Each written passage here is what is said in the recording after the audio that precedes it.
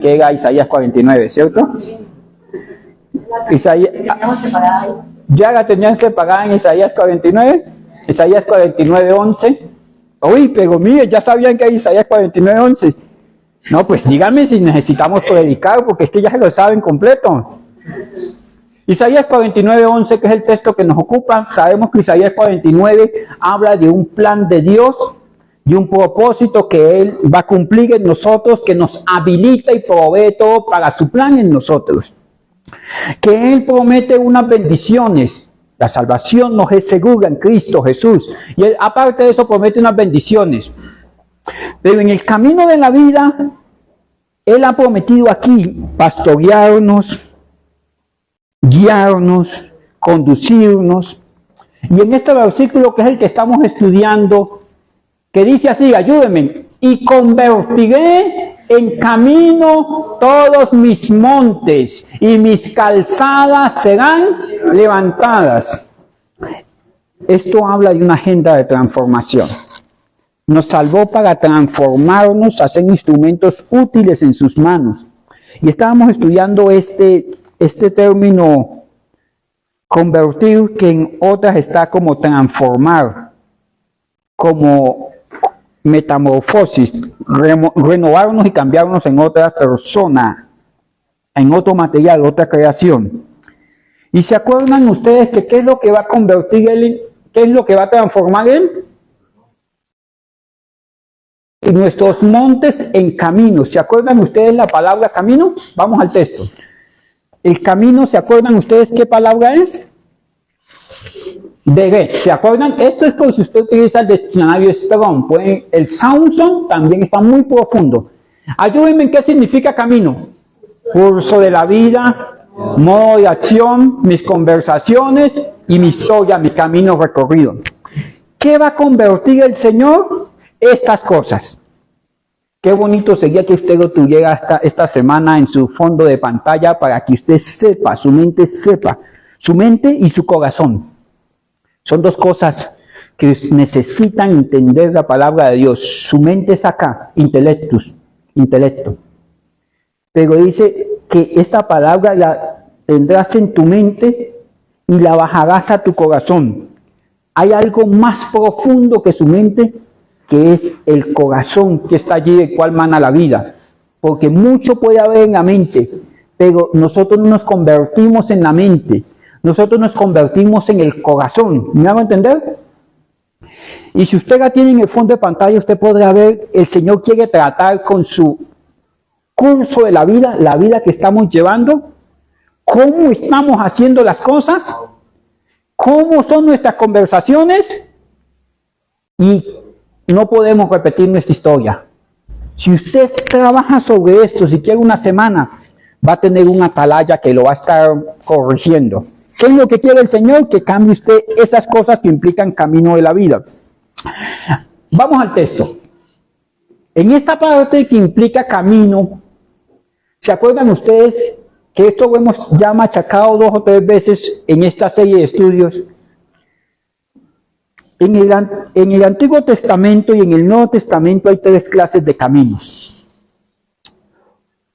Uno es el camino que llamaban ellos caminos de las aguas o caminos de los ríos, que son esos caminos que rodean los cuerpos de agua. Por ejemplo, había 2 formas de cruzar el mar de Gadara, o dándole la vuelta a una de las regiones existentes o cruzando en barco. Pero el que se iba por el lado de la playa se llama el camino de las aguas, o el camino junto a las aguas. Camino de las aguas, camino de tierra y calzadas. En este texto está hablando de las calzadas. ¿Por qué le digo que hay 3? Para que usted o yo no confundamos de qué camino está hablando el texto acá. Acuérdense que este texto tiene 3 enfoques. Para la iglesia es uno de las partes del poema del siervo sufriente para Cristo y para el pueblo de Israel. Aquí está hablando de calzadas. Hay caminos de las aguas, que es junto a las aguas.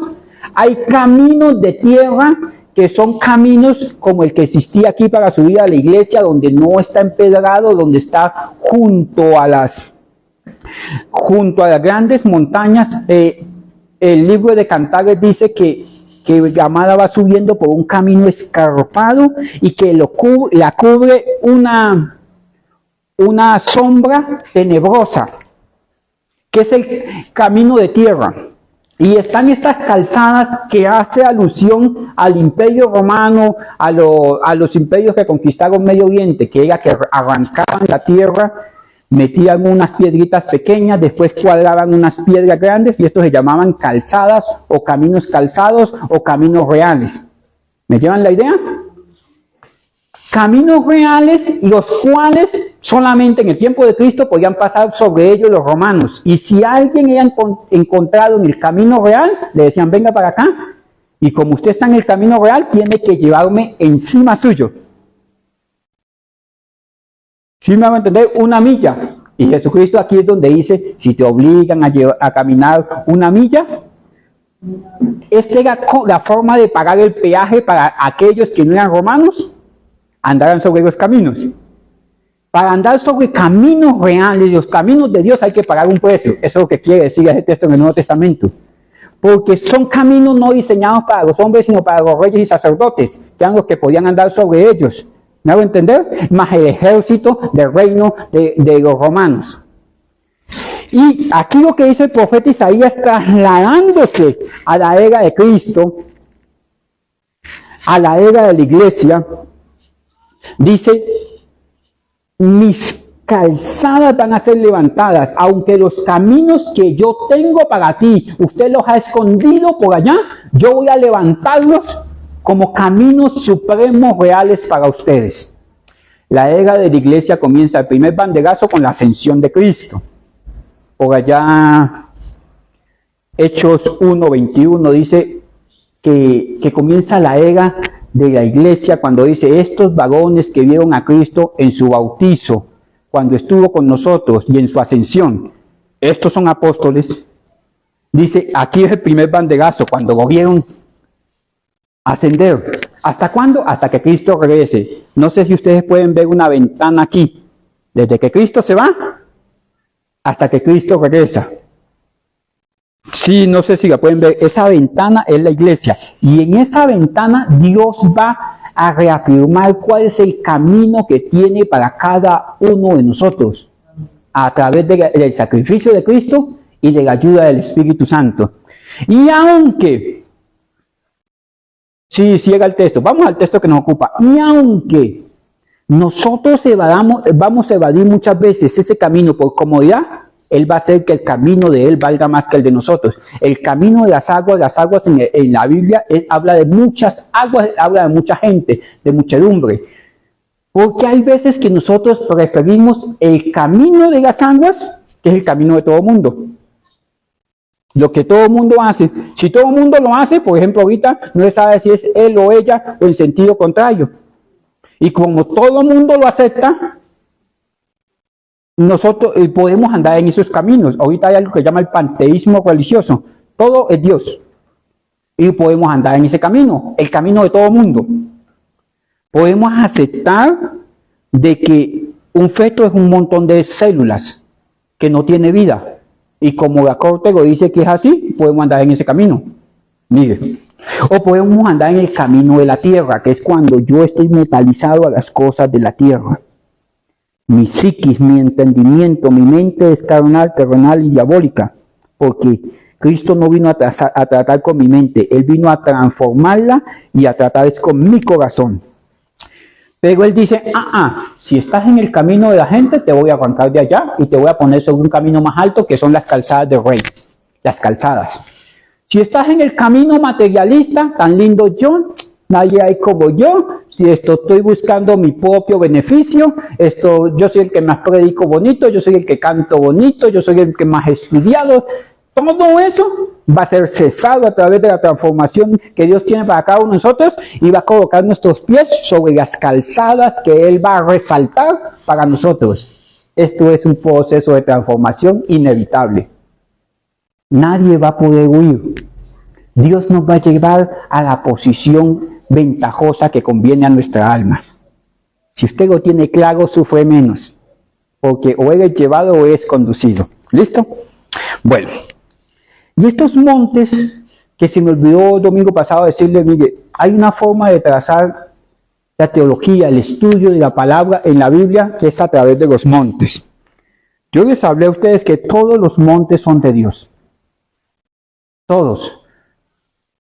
Ejemplo, hay un monte que se llama el monte Moriah. ¿Se acuerdan que Isaac iba a ser sacrificado por un viejito que era su papá, que se llamaba, ¿cómo? ¿Se acuerdan? Abraham. Dios le dice, dame lo que más quiere y ve y sacrifícalo. Allí. Abraham era monoteísta. Creía en un solo Dios. Dios el cual no demandaba sacrificios humanos. Pero le dice, sacrifícame a tu hijo. ¿Ustedes se imaginan qué pasa en la mente de Abraham en ese momento? Yo le podría haber dicho, pero ¿qué haces? Porque eso dice por allá, capítulo 18 de Jeremías, que el barro le dice al alfarero, pero ¿qué haces? Se equivocó. Usted no sabe de barro, señor alfarero. Abraham podría haber dicho esto. Y en este monte Moriah, donde Dios lo lleva al límite de confiar a pesar de que yo no le veo forma a su plan, Dios transformó el corazón de Abraham. Yo sé que muchas veces usted no le ve forma a la vida. Cuando usted ve que hacia adelante no puede que no hayan caminos. Cuando usted dice, ¿yo qué estoy haciendo acá? ¿Cómo llegué a este momento? ¿Por qué eché a perder lo de Dios? Y puede que no le damos forma a la vida.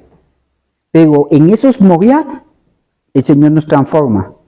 Por ejemplo, ¿se acuerdan ustedes donde en Betel, que Dios, entre comillas, el ángel de Dios peleó con Jacob? ¿Se acuerdan cuáles fueron las consecuencias de este encuentro de Dios, de Jacob con el ángel de Dios? ¿Cuál fue? Y acuérdense que esto lo hablamos el domingo pasado, que este Jacob era más malo que Caín borracho, ¿cierto? Vivía pensando en las ovejas, en el suegro, en que me engañaron, en que esta no era la mujer que yo quería, cómo me metí en esto, en que quería la platica de la primogenitura, y hablaba de todo menos de la presencia de Dios. O sea, estaba tan ocupado en la vida que no haya espacio para la presencia de Dios.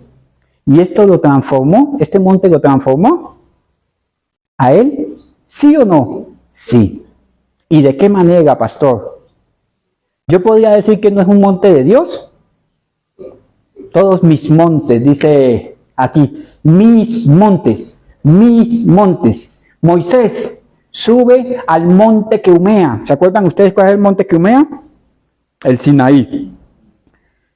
Y en este monte que humeaba, Dios le da las leyes morales al pueblo de Israel. Y les da estatutos y ordenanzas. Les dice, yo soy el único Dios. Y les da una serie de cosas donde le dice qué pueden y qué no pueden hacer. Este monte transformó a Moisés porque es como si fuera a decirle al pueblo, Dios manda a decir que ustedes están mal. Moisés era uno, ellos eran 3 millones de hombres más las mujeres. Y como ellos eran gente de avivamiento, podían tener 8 chinitos, 10, no sé cuánto. Estoy exagerando sobre el texto, estoy refiriendo sobre el texto. ¿Transformó eso a Moisés en cuanto a la obediencia al pueblo? Sí. Las leyes morales donde crean la propiedad privada. El buey de tu amigo no se toma. La mujer de su amigo no se ve. No se ve, es que no dice que no la va a charlar, sino no la desearás, no la verás. No levantarás testimonio por el cual no estés dispuesto a morir, a que te quiten una parte, a testiguar que me quiten una parte del cuerpo. Por eso hay un libro que yo leí por allá en los 90 que se decía El comunismo. La teología del desierto, donde todo era de todos, donde todo se podía transgredir y cada quien hacía lo que bien le parecía. Cuando entramos al orden de la tierra prometida, hay un orden establecido. Y así está. ¿Se acuerdan ustedes qué pasó en el monte Aragá? Ellos iban, el arca de Noé, ¿se acuerdan? Encalló en el monte Aragá. Después de semejante diluvio, pudieron ser transformados allí, ver una misericordia especial. Después de ver que no había opción de vida porque todo era agua, allí fueron transformados. En el monte Moriah, junto al monte Moriah, donde subió Isaac, también Dios le dice: venga para acá, Moisés, que necesito hablar contigo. ¿Se acuerdan un texto con el que cerramos la predicación el domingo pasado? Job 34, ¿me ayudan?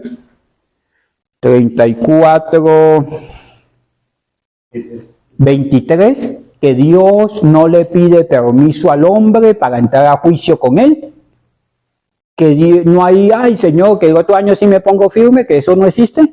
Porque en la soberanía, Dios no, en la Reina Valera dice: y Dios no cargará al hombre más de lo que es justo. Pues no carga pues al hombre más de lo que es justo, sino que en la Nueva Traducción Viviente dice que él no le pide permiso al hombre para entrar a juicio. Le dijo: Moisés, venga para acá, sube al monte. Y como en la isla de los famosos, sube con todas las maletas. No se sabe qué pasa después del juicio. Y dijo: Moisés, mira, esa es la tierra prometida. Pero no entrarás. ¿Usted cree que esto transformó a Moisés? ¿Transformó a Josué? ¿Transformó al pueblo de Israel? Nos transformó a nosotros, porque el libro de Judas dice que aún el diablo contendía con un arcángel por el cuerpo de Moisés. Transformó nuestra visión de las cosas. ¿Hubo transformación en este monte? Y hermanos, la adoración es otro cuento. Yo últimamente he pensado mucho en adoración, he estado estudiando, pero cada vez que estudio siento que sé menos. Porque en nuestro respirar, los que saben de esto lo ponen en un osciloscopio. Hay dos letras que al entrar el aire y al salir, pero al hacer diástole y sístole de mi corazón, que si lo escucho en un osciloscopio tienen que ver con el nombre de Dios.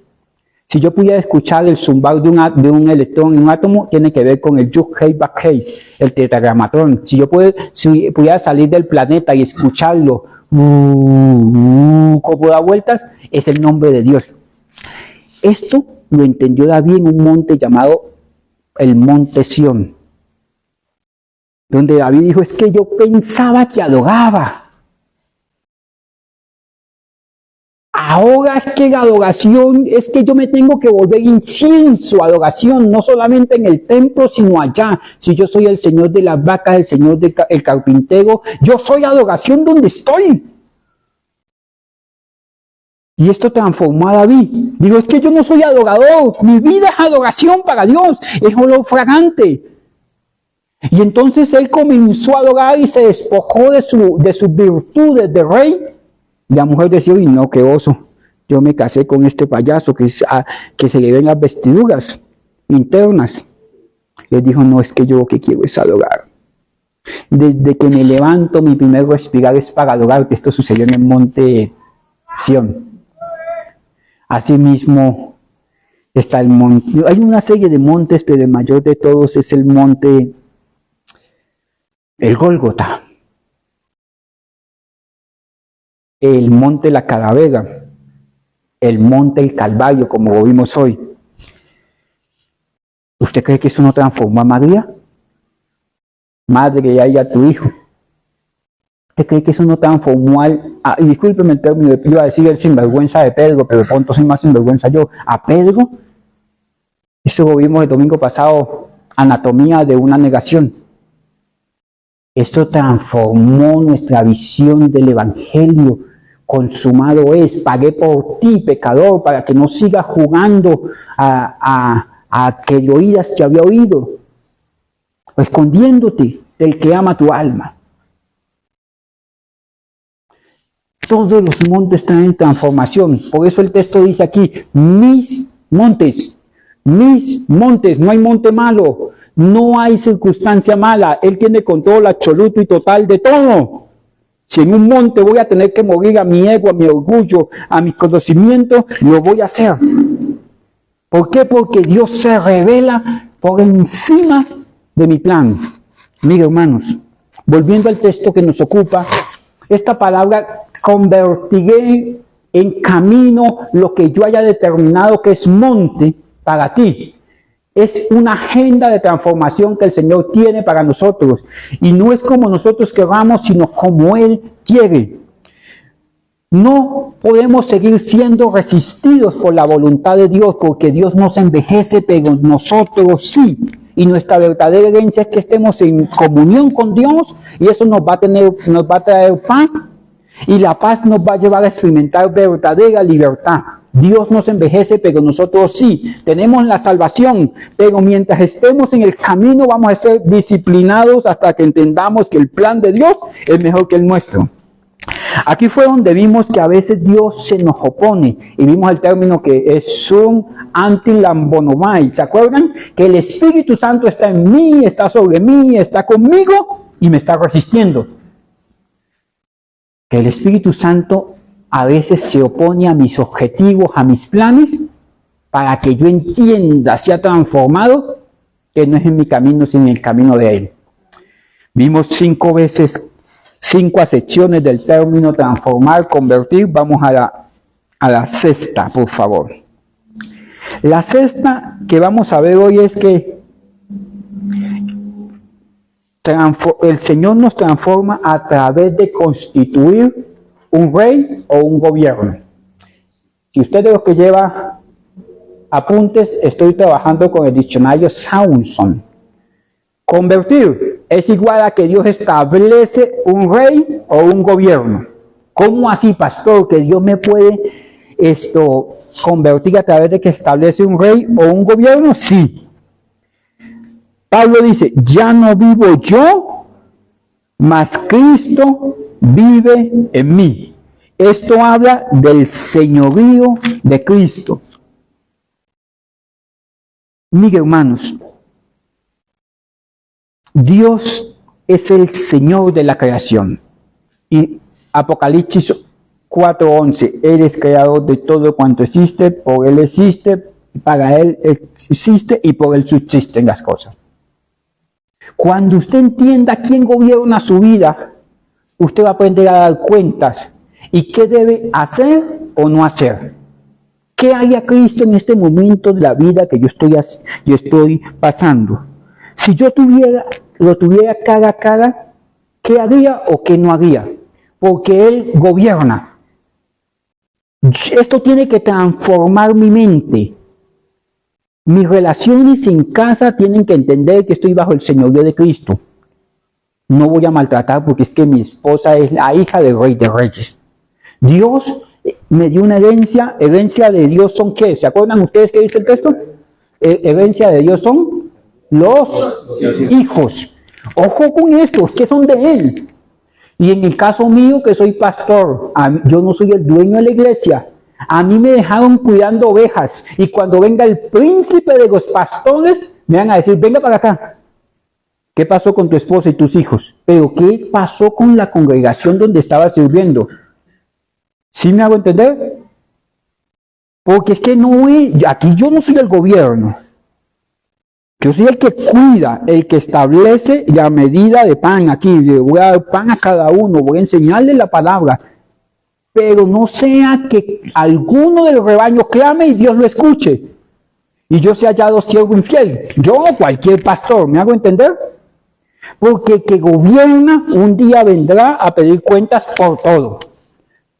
De toda palabra corrompida que salga de vuestra boca, vamos a dar cuentas.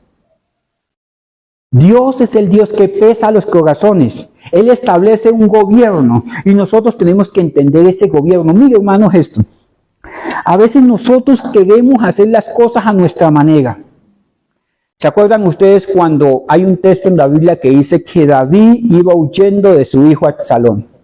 Y salieron unos hombres malvados, dice la Biblia, malvados, a maldecir, que decían, a maldecir a David, el rey, el dulce cantor de Israel, el ungido Jehová, maldito, le decían a David. Y llegaron los valientes de David y dijeron, permítame, mi señor el rey, yo le vuelo la cabeza de un solo golpe de espada. ¿Y saben ustedes qué dijo David? Espérese, si él me maldice, es porque Dios en su soberanía se lo permite, es porque Dios se lo permite. Pero ellos querían que no ofendieran a su rey. Porque habían unos que se llamaban los hijos de Sarvia dentro del ejército de Israel, que eran intemperantes como Pedro o como Simón el Celote en el Nuevo Testamento, que querían defender a Cristo. Cuando a Cristo lo fueron a entregar, la Biblia recuenta que habían dos espadas. Una la tenía Pedro, la otra, no dice la Biblia quién la tenía, pero iba a decir yo me atrevo a jugar, no. Creo que la tenía el nacionalista, el político, el que hacía sindicato contra el régimen, que era Simón el Celote. ¿Y sabe por qué tenían espada? Por si le fallaba la fe.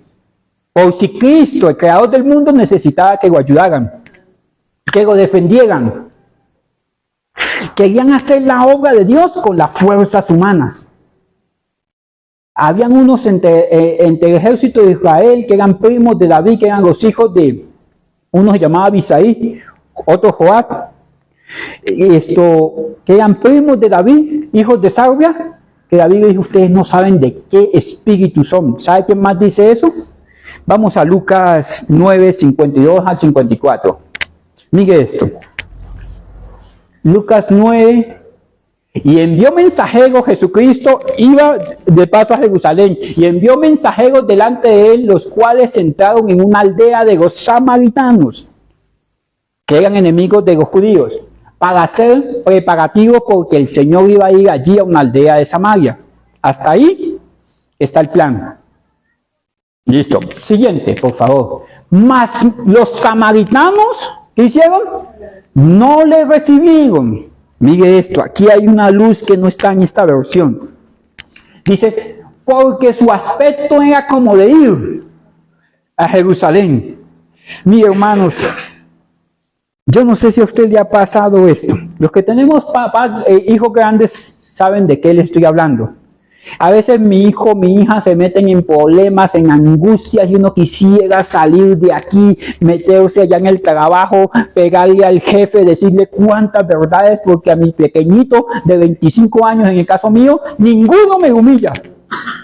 Y armarle sindicato y llevarlo al infierno, a las pailas y chuzarlo con un trinche. Mi caso, tengo un hijo de 25 años. Que tiene que enfrentar la vida, ganar su sustento, y pues él trabaja en el derecho, y en eso se jalan las mechas y humillan y le dicen que es bueno, que es malo, y a mí se me sale el humo por la cabeza. Señor, tenga misericordia de mi hijo, trata, Señor, con esos otros abogados jefes de él, trata con ellos. Y yo veo que Dios trata con mi hijo. Y si pudiera uno salir corriendo, usted, mamá, y ponerse allá en la sala de cirugía por su hijo, yo sé que usted lo haría. Yo no solamente soy culpable de esto, de ese desorden, usted también lo haría, mamá. Porque queremos hacer la obra del Señor en nuestras fuerzas.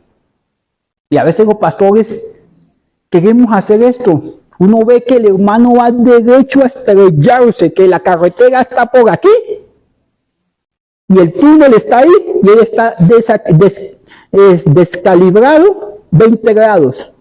Y uno sabe que 20 grados aquí no es nada, pero si 20 grados en 2 kilómetros va a terminar estrellado contra la montaña. Dice, no, pastor, yo tengo el plan perfecto. Me dice, pero tiene un pequeño descalibre de unos graditos.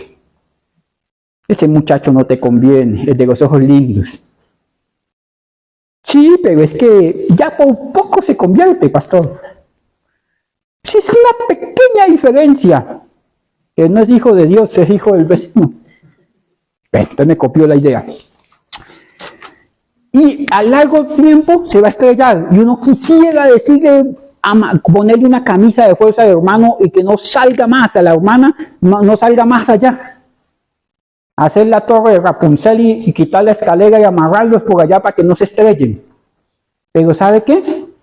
Dios dice, ¿es mi obra o es la tuya, pastor? Papá, ese pequeñito de 40 años que usted le jala los cachetes es tu hijo, ¿esta es la obra tuya o es la mía? Porque uno se pone caprichoso, usted sabe que sí se pone caprichoso. Mas no le recibieron. Mis hermanos, cuando fundamos Betel hubo alguien que quería defenderme a capa y espada porque decían que yo era ultracalvinista y todo el cuento. Y dije, hermano, pero espérate. ¿Quién dijo eso? No, que fulano. Es que ellos pueden pensar, hacer y decir lo que quieran. O fue que vinieron con un contrato de que no pueden pensar por sí mismos. Y defenderlo. Como la esposa que el esposo le debe a todo el mundo y ella dice, no, es que él es mi príncipe y todo el mundo me lo persigue. Por causa del amor, le dice, escóndase y yo voy y le digo al señor de Garriendo que usted está malito. Y no está malito, está perezosito. Por causa del amor, a veces queremos hacer las cosas a nuestra manera. Dice, mas no le recibieron porque su aspecto no eran judíos. No tenían la ultra revelación de Cristo. No eran de la iglesia, eran samaritanos, ni eran judíos. ¿Sí me hago entender? Y hay veces que yo creo que como están fuera, lejanos del Señor, el Señor no los puede utilizar. Usted supiera cuántas veces el Señor utilizó un patrón que yo tenía para lidiar con mi carácter. Yo con ganas de llegar a la casa a pelear y me dejaban trabajando hasta las 9 de la noche. Uno llega a las 9 de la noche después de una jornada de 14 horas, ya no tiene ganas de pelear. Bendito patrón, Dios lo tenga en su gloria. ¿Sí me hago entender? ¿Por qué? Porque aunque no le veo aspecto de cosas divinas, Dios está en el asunto. Mi hermano, lo que voy a decir con respeto. Muchos han sido privados de los réditos de la bendición de pronto económica, social, porque su corazón no está preparado. Hay gente que coge 10,000 pesos y se le hincha el corazón. Llega a la casa y la esposa le dice, oye papi, voy a comer, más respetico. Don señor fulano, el señor Rodríguez, para usted. ¿Sí me hago entender? Porque con 3 pesos se le creció el corazón.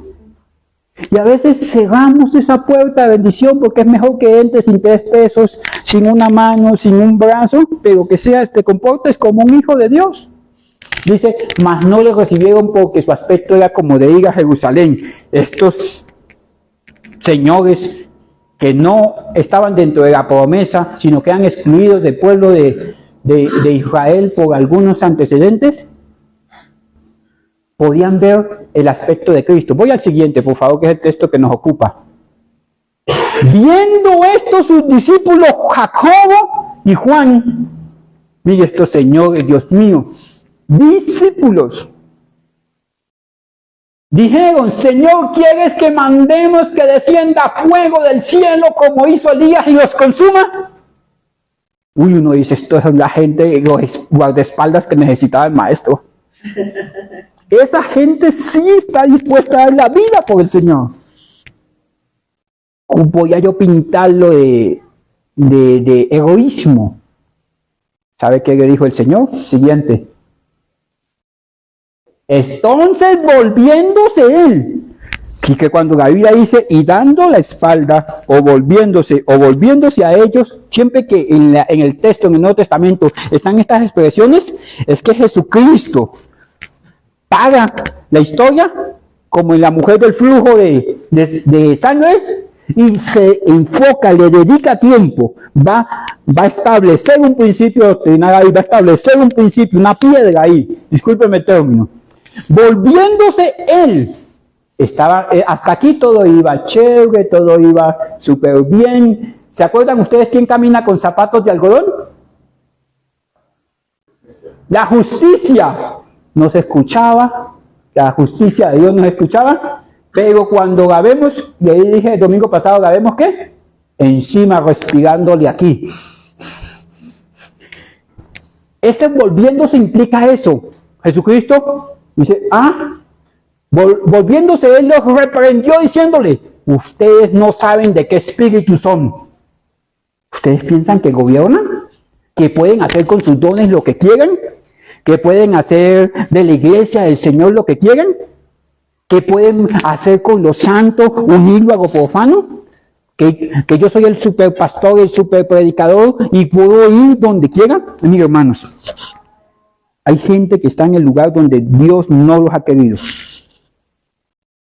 Yo les decía el domingo pasado, hay mucha gente que salió de Venezuela con ministerio de consolación a consolarse aquí ellos mismos, pobrecito yo, y la gente está muriendo allá.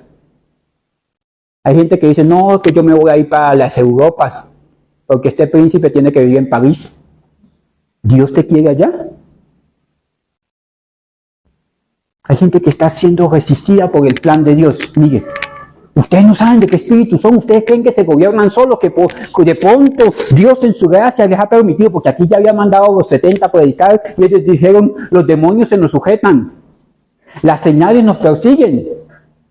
Ya ellos habían visto el poder de Dios, porque habían sido comisionados para ellos, ya habían ido a predicar y habían visto evidencia del poder de Dios. Y eso los creció, porque mire, hermanos, cuando Dios nos da un destello de gracia, yo he visto destellos de gracia del Señor, pequeños destellos de gracia. Yo creo que una misericordia muy extendida Dios ha tenido conmigo. Tanto, voy a hacer un paréntesis, esto no es doctrina. Una vez se me ocurrió, cuando yo era presidente de jóvenes en una iglesia, llevar a los hermanos a una vigilia. Contra todo pronóstico, que el pastor dijo que había derrumbes en la vía, el río estaba crecido, y él, no, hay que ir, porque obstinado yo. Se derrumbó, esta era la iglesia, se derrumbó una cascada, una quebrada, encima donde, esta era la casa donde estábamos, encima de la casa venía una quebrada, que se iba a llevar la casa donde estábamos para pasar hasta el río. Cuando nos dijeron que venía, que saliéramos, me boté de rodillas como nunca. Si fuera mi vida, vaya y venga.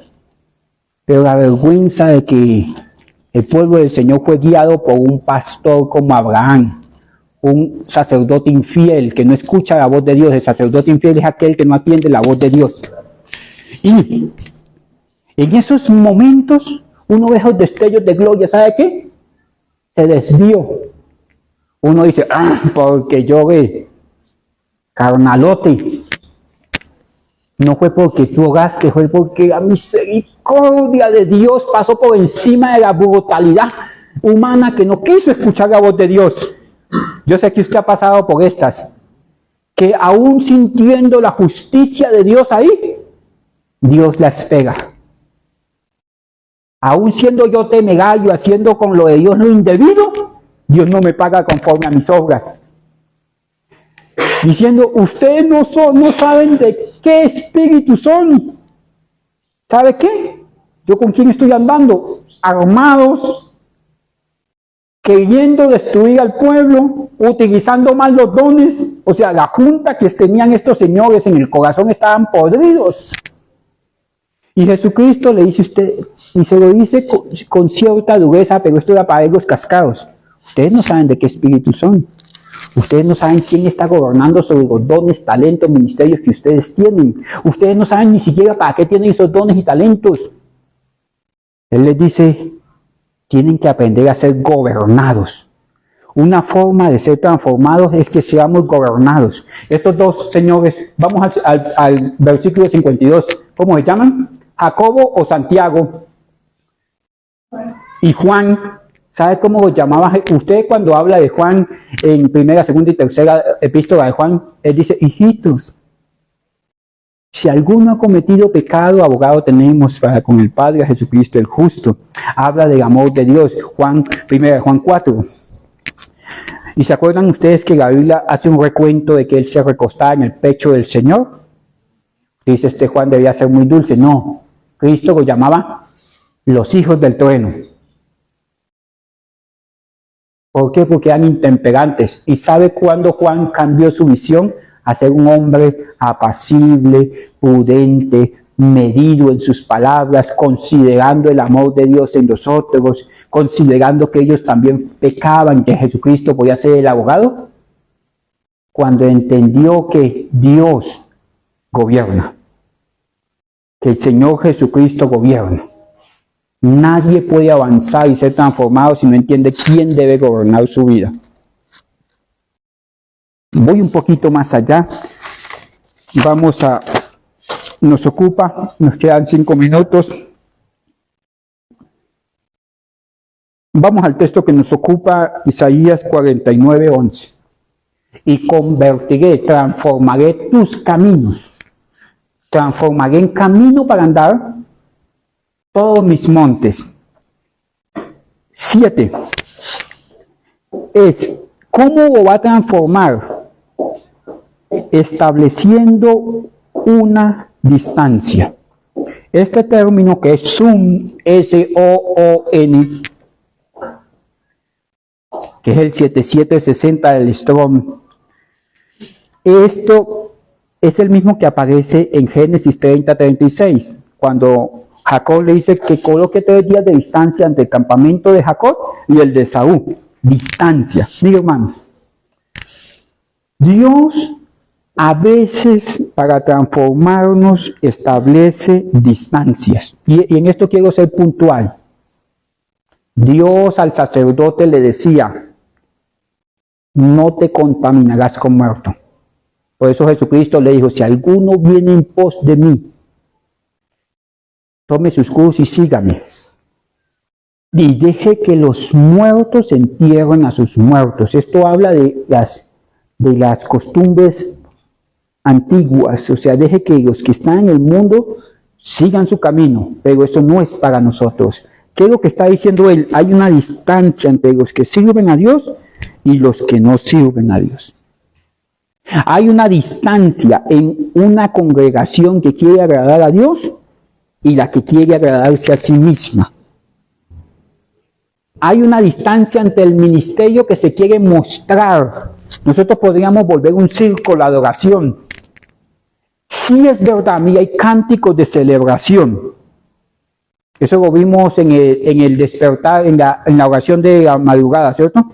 Hay cánticos de celebración, hay cánticos de adoración, hay cánticos de testimonio de las obras del Señor, hay esos monólogos de David cuando se arrepentía. Y cada uno tiene un lugar. Hay canciones en que usted puede decir, te amaré por siempre, te amaré. Bueno, usted estará cantando a Dios, pero no es un cántico congregacional. Porque imagine que esté la hermana yo diciendo, te amaré por siempre, te amaré. Uy, pastor, ¿y eso qué? ¿Sí me hago entender? Es en el contexto. Bueno, no viene a colación. ¿A qué me refiero? A que los siervos del altar tienen una dignidad y entre esa dignidad hay una distancia entre ellos y el resto del pueblo. En que los que vienen a la iglesia, usted no puede ser hermano púlpito, pulpo, que la hermanita le da la mano y usted diga, no señor. Mi hermanas, hay prendas de vestir. La Biblia no habla de pantalón o de faldas, no, la Biblia dice, vístase la mujer con decoro. ¿Sí me hago entender? Con decoro, decorosamente. Y el hombre también tiene que ser ejemplo. Yo les decía el domingo pasado, usted no tiene que andar con la barriga al aire en su casa, porque sus hijos no deben ver su desnudez, lo dice la Biblia, punto. Indiscutible. ¿Sí me hago entender? Usted tiene que ser todo en el contexto. No quiero decir que sea pecado ponerse una pantaloneta, una sudadera, pero esa no es la forma de presentarse a Dios. Hay una distancia. Y usted no puede violar esa distancia porque si no nunca va a ser transformado. Hay una distancia entre el papá y hijo. Sí, señor, punto. No me gustó, sí, señor. Mire, discúlpeme, que lo voy a decir. Yo soy el pastor.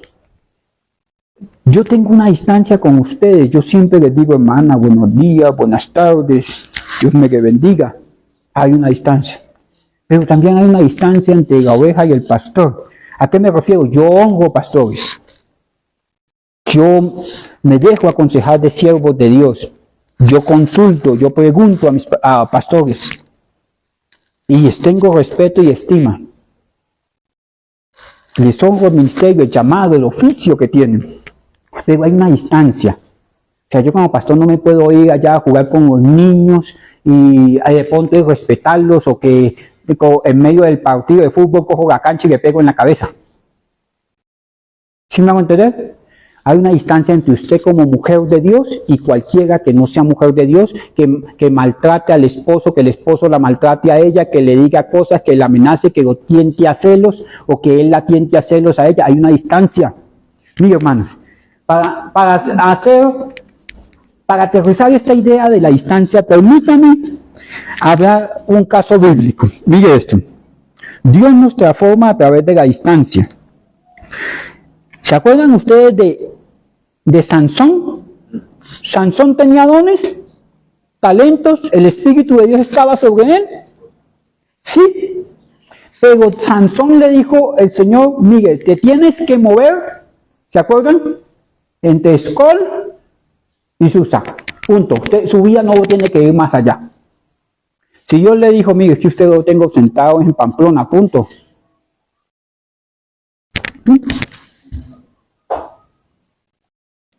Hay pastores que quieren crecer más de lo que el Señor les ha mandado a hacer. Hay pastores de 100, de 50, de 20, de 1000, de 2000. Y eso depende del Señor. Y yo tengo que tener ese contentamiento en que estoy haciendo el plan de Dios. Lo mismo mi hogar. Primero mi Jerusalén es mi hogar. Después la congregación, después la ciudad. Es una distancia. A Sansón le dijo, entre esta ciudad y esta ciudad te vas a mover. Y mire qué más distancia le pusieron a Sansón. Le dijo, mire, usted es nazareo, usted no tiene que andar buscando nada en los viñedos. Él dijo, pero es que yo voy al viñedo tan bonita, allá no pasa nada. Porque es que uno a veces dice, no, es que yo puedo andar porque yo soy el siervo de Dios y a mí no me va a tentar nada de esas cosas. Bueno, mire aquí, no puede andar en los viñedos. ¿Sabe qué hizo Sansón? Se fue y se metió a los viñedos. ¿Sabe usted qué había en los viñedos? Los trapiches, las vendimias, donde pichaban las uvas. Dijeron, no tome vino, dijeron, no ande entre los viñedos. Señor, pero ¿por qué usted no me permite que yo vaya a la hora loca a las 3 de la mañana en la plazuela? Si yo no voy a tomar, no voy a fumar, no ande en los viñedos. Usted sí es fanático, pastor. Mire, hermano, no hay que mezclarse porque la Biblia dice, guarde la distancia.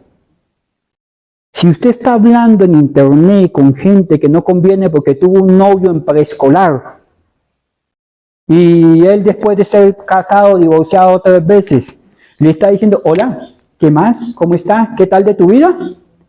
Usted está andando en los viñedos. Salga de ahí. Regales el celular. Si es iPhone, siempre será hermano. Bueno, ese iPhone 14. No vaya entre los viñedos. ¿Y sabe qué pasó con él en los viñedos? Comenzó a tomar vino.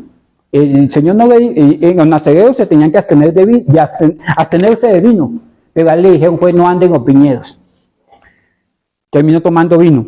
Y después de que terminó tomando vino, se fue por allá a cazar un león. Consiguió un cadáver de león. ¿Sabe que a los nazarenos no se les permitía contaminarse con el cadáveres? Pero es un león, señor. Comenzó a hacerle trencitas a la melena del león. Y dentro del león había algo que le seducía. ¿Sabe qué era? Miel, un panal de miel. Mire, hermanos, el león ese que a usted le dice, pss, pss, pss, tiene algo que le seduce, que conecta con mi carnalidad. Un hombre casado no tiene que exponerse a que no sea su mujer. Una mujer casada no tiene que exponerse a quien no sea su esposo. Cuando digo exponerse, es que usted no tiene que estarle haciendo risitas a nadie. Porque no sea que consiga un panal de miel. ¿Sí me hago entender? Y la culpa no es del panal, ni del cadáver donde estaba el panal. Usted sabe cuál es el cadáver, ¿cierto? Se lo voy a decir para que no duela mucho. Como zarcillo de oro en el hocico del cerdo es una mujer hermosa apartada de razón. ¿Usted sabe cuál es el cerdo? El zarcillo es la mujer. Ese cadáver es donde está la seducción, hermanos, el cadáver del león. No se vaya a los viñedos, se fue a los viñedos, terminó borracho en los viñedos, después de eso inventó cositas, terminó contaminándose con el cadáver de un león, después de eso, dentro del cadáver de un león, fue seducido por un panal, después de eso, al límite de los viñedos llegaban hasta aquí, comenzaba la región de Filistea. Él no pasó a Filistea, pero ¿sabe qué? Comenzó a... Una migadita no hace daño, pastor. No sea fanático. Comenzó a mirar. ¿Y sabe qué? Miró una muchacha ya. Pero él no se fue para ver, ya. Él la miró, la codició. Uno dice, pues, pastor, usted no me va a poder prohibir que yo vea en mi celular lo que yo quiera. No puedo hacerlo, no lo voy a hacer. Porque no soy de eso. Ustedes me conocen que yo no me voy a meter en sus cosas privadas. Yo les voy a dar la palabra. Les voy a colocar la verja, los límites. Él la miró. ¿Y sabe qué? No fue necesario que él se saltara la cerca, que se descargara de la iglesia, que se fuera de los caminos del evangelio. La Biblia dice que la mujer ramera es como caza la preciosa alma del varón, y que el vino es como una serpiente que se sube a la... Ella vino al viñedo. ¿Por qué? Porque mire, la ventana de los ojos, la vanagloria de la vida, los deseos de los ojos, los deseos de la carne, dice Pablo. Esa es una puerta abierta. Ella vino. Él la miró, ella vino. ¿Y sabe qué? Terminó enredado con esta mujer. Es que le dijeron, entre esta ciudad y esta ciudad es tu distancia. No vaya a los viñedos, es tu distancia. No consuma vino, es tu distancia. No se contamine. O sea, ¿sí pueden ver las distancias que el Señor coloca? Cuando yo voy reduciendo esas distancias, ¿en qué problema se metió este señor? Pasó años, se casó y se divorció en la tarde. Esto, usted le parece chistoso, pero la Biblia lo dice. Toman esa mujer para mí. Y se divorció en la tarde. Esto, yo podía haber evitado, sí, mire. ¿Sabe cómo terminó Sansón? Ya no tengo más tiempo, como un payaso. Le sacaron los ojos, perdió la visión. La misericordia del Señor le permitió que tuviera esa habilidad de la fuerza. Pero esa habilidad de la fuerza fue para descrédito de él, de su familia, y terminó siendo una pantomima, una caricatura de lo que Dios quería. No terminó cumpliendo el propósito de Dios, terminó siendo un payaso. Lo que voy a decir, se lo voy a decir con mi corazón en la mano. Si usted no quiere ser resistido por Dios, no permita que el evangelio sea vituperado por su testimonio. Ni yo, porque la Biblia dice, el que esté firme, mire que no caiga, considerándote a ti mismo, dice la Biblia. Viendo en la perfecta ley de Dios, considerándote a ti mismo. Mire, hermanos, si usted no mide distancias, va a terminar como un payaso. Si yo no mido distancias, aquel que hoy le dice, mire, tómese una palacén, el día de mañana le va a tomar una foto y lo va a exponer. Aquella mujer que le está mandando mensajes por el celular, hola, qué ojos tan lindos tienes. Y usted le contesta, son para verte mejor, va a sacar el pantallazo y se lo va a mandar a su esposa. Y usted va a terminar como un payaso. Aquella persona que lo va a llevar al terreno de los viñedos y después va a venir a decirle al pastor, pero no es que usted era cristiano. Lo va a colocar a usted como un payaso, como un estandarte, como algo para ridiculizarlo a usted, a su familia, a sus generaciones, pero también al testimonio de la iglesia del Señor, del mensaje del evangelio, que no podrá ser resistido ni detenido, pero sí vas a ser excluido de la gloria que trae el mantenerse firme con el Señor. Hay que aprender a colocar distancias. Usted no puede estar tomando cafés con todo el mundo, usted no puede estar hablando con todo el mundo, usted no puede estar colocando su mirada, su corazón en personas que están casadas, que ya están ocupadas. Usted como casado no tiene que estar involucrándose en cosas que no le convienen. ¿Por qué? Porque va a terminar siendo un payaso y no va a tener el gozo de estar alineado con las cosas del Señor. Inclinen su rostro, por favor. Padre, en el nombre de Cristo, hoy venimos con corazón sincero, reconociendo que la palabra tuya es verdadera. Enséñanos a entender que tú eres nuestro Señor. Que mi mente, mi corazón entienda que tú gobiernas y que debo hacer las cosas como convienen en ti. Y ayúdame a colocar distancias. ¿Cuántos problemas me puedo evitar si coloco distancias? Porque hay un pueblo que Dios reclama como suyo. Y somos ese pueblo. La iglesia del Señor es el pueblo del pacto eterno. Ayúdame. Ayuda a la torpeza de mi corazón, Señor, a no despreciar la obra de Cristo, una salvación tan grande, Señor, sino que yo pueda andar, Padre, en los caminos de que esta salvación me ha trazado, Señor. Una vez salvo, Señor, yo pueda andar en tus pisadas.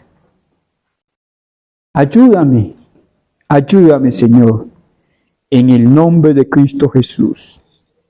Amén y amén. Mi estimado hermano, Dios me les bendiga. Que el Señor nos permita meditar en su palabra toda esta semana, que haya cabida en nuestros corazones. Que el Señor tu Dios te bendiga y te guarde, que haga resplandecer su rostro sobre ti, que tenga de ti misericordia y coloque en ti paz, en el nombre de Cristo. Si alguno de ustedes voluntariamente quiere ofrendar en esta iglesia, la Biblia dice lo siguiente: cada uno dé como haya propuesto en el corazón. Si usted propuso algo en su corazón para ofrendar en la iglesia, lo puede hacer allá en ese baulito. Dios me les bendiga.